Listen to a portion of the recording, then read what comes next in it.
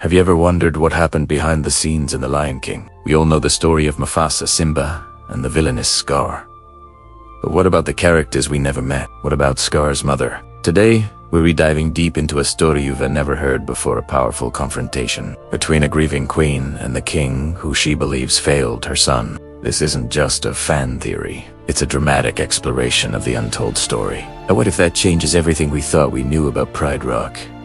Imagine the Pride Lands. Not long after Mufasa's coronation, the sun beats down, but a shadow lingers. Not the shadow of Scar, but the shadow of his past. A lioness, older, her fur a dusty gold, her eyes carrying a profound sadness, approaches Pride Rock. This is Zuru, the former queen, mother to both Mufasa and his younger brother, Taka. We know him as Scar. She hasn't come to celebrate the new king. She has come for answers. Mufasa stands tall and proud, the very image of majesty. He greets his mother with respect, but there's a tension in the air. Uru doesn't return the warm greeting. Her voice is low, steady, but filled with a quiet fury. "Mufasa," she begins, "we need to talk about your brother." Mufasa's smile fades. He knows this conversation is long overdue. He tries to reassure her, telling her Taka is recovering, that his wounds will heal. But Uru cuts him off. She isn't here to talk about physical wounds. "He calls himself Scar now," she says, her voice trembling slightly. "A name he chose to carry the memory of that day, your day of triumph." The accusation hangs in the air. Uru describes the day of the buffalo stampede, the day Taka was nearly killed. She explains that Taka had a plan, a foolish, reckless plan to prove his worth by luring a buffalo away from the herd. He wanted to impress his father, Ahadi, and show he was more than just the second son. He begged Mufasa to join him, to help him, but Mufasa refused. He called the plan idiotic and dangerous, and he was right, but he walked away. This is the core of Uru's anger. "You left him," she says, her voice rising.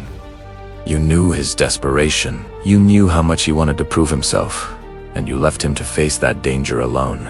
Mufasa defends himself, his voice now laced with frustration. "He was being a fool. I told him it was a terrible idea. Was I supposed to join him in his madness?" Uru shakes her head, her eyes flashing with disappointment. "You were supposed to be his brother. You were the strong one, the chosen one. You could have stopped him. You could have talked him out of it, stayed with him, found another way.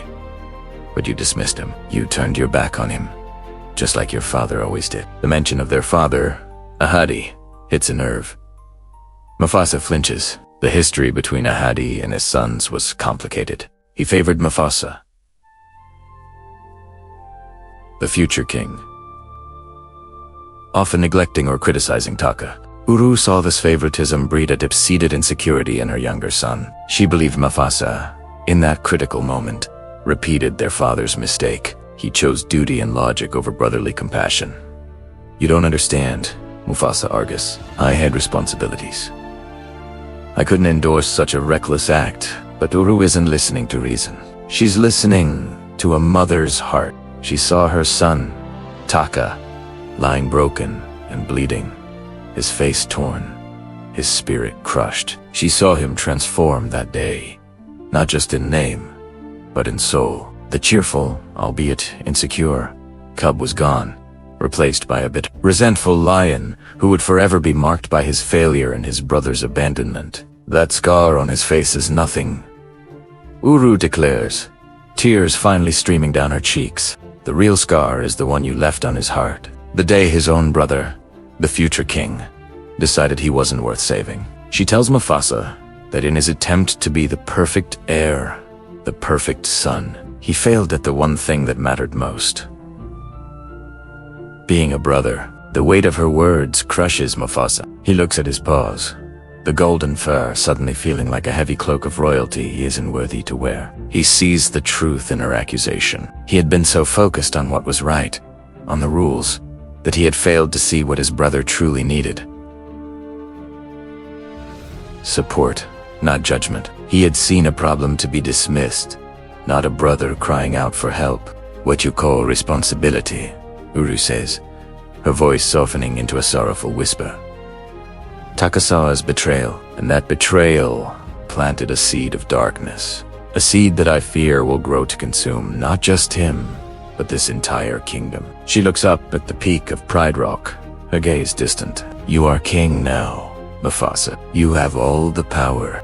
But I wonder if you will ever understand the true cost of your crown. With that, Uru turns and walks away, leaving Mufasa alone with his thoughts. Stampede revered by all, but in his mother's eyes, he's the man who broke his own family. This confrontation doesn't excuse Scar's future actions as evil as his own, but it provides a tragic context, a glimpse into the making of a villain.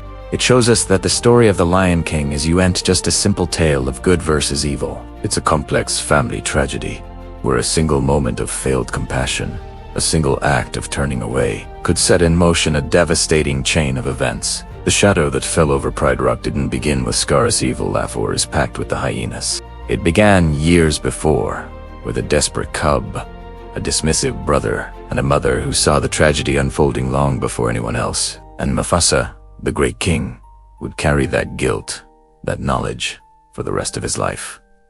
What do you think? Does this change how you see Mufasa and Scar's relationship? Could Mufasa have prevented Scar's descent into darkness? Let me know your thoughts in the comments below. This story shows how powerful family dynamics can be, and how small actions can have huge consequences. Thanks for watching, and if you enjoyed this deep dive, don't forget to like, subscribe, and hit that notification bell for more untold stories. See you next time.